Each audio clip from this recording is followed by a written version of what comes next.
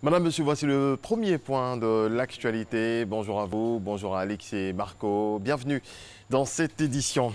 Les CHU, centres hospitaliers universitaires, vont devenir des EPH, établissements publics hospitaliers. C'est une décision qui émane du Conseil des ministres qui s'est tenu hier au Palais présidentiel au Plateau. L'adoption de ce projet de loi portant réforme hospitalière permettra d'améliorer la gouvernance et le fonctionnement des hôpitaux en vue d'assurer une meilleure prise en charge des malades. La ministre de la Solidarité, de la Cohésion sociale et de la lutte contre la pauvreté explique le programme social du gouvernement ivoirien. C'est lors des rendez-vous de fraternité matin. On fait le point avec Ahmed Traoré, Herman Guivi. 2 heures avec la presse pour passer au peigne fin les actions menées dans le sens de soutenir les victimes des crises survenues en Côte d'Ivoire de 1990 à 2011. C'est l'exercice auquel s'est prêté Kone Mariatou, ministre de la Solidarité, de la Cohésion sociale et de la lutte contre la pauvreté. Sujet également abordé, les filets sociaux productifs, ce projet du gouvernement pour lutter contre l'extrême pauvreté. Avec le concours, heureusement, de la Banque mondiale, qui est le partenaire principal sur ce projet, nous avons pu obtenir d'abord 25 milliards de francs CFA sur la période 2015-2020,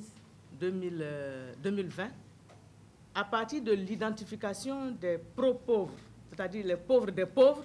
Nous allouons 12 000 francs CFA par mois à des ménages pour leur permettre de retrouver leur dignité, d'avoir le minimum vital pour vivre. Le bilan sur les dossiers en cours de traitement au sein de son ministère a également été présenté. Que nous prenions en compte d'abord, prioritairement, comme cela se fait au niveau international, dans le droit international, les personnes victimes d'atteinte à l'intégrité physique. C'est ce qui explique que nous privilégions, pour l'instant, les personnes décédées, et puis que nous prenions en charge intégralement les personnes qui ont été blessées physiquement ou mentalement suite à l'une quelconque de ces crises si des séquelles perdurent. Et pour cela, il a mis en place un fonds qui est le fonds d'indemnisation des victimes avec une dotation initiale de 10 milliards. Au terme de son exposé, la ministre Mariatou Kone a exhorté les journalistes à travailler dans le sens de la cohésion sociale. Le premier numéro du quotidien Fraternité Matin lui a été remis symboliquement par le directeur général de ce journal. 500 panneaux illicites dans les 13 communes du district d'Abidjan seront détruits. L'opération entamée par le Conseil supérieur de la publicité se poursuit. Issaïo nous en parle.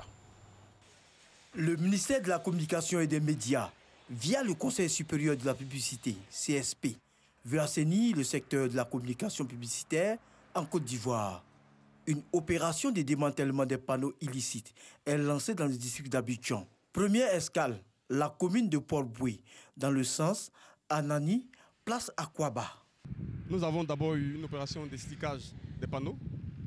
Cette opération visait essentiellement à recenser tous les dispositifs qui avaient été implantés en violation des dispositions du décret de 2007 sur l'affichage publicitaire. Ensuite, la seconde étape, c'est de venir sur le terrain et démanteler tous les panneaux qui n'ont pas de propriété. Et qui n'ont pas de propriétaire, on les démantèle de façon systématique. Cette étape a été décidée de façon consensuelle avec toutes les différentes associations du secteur.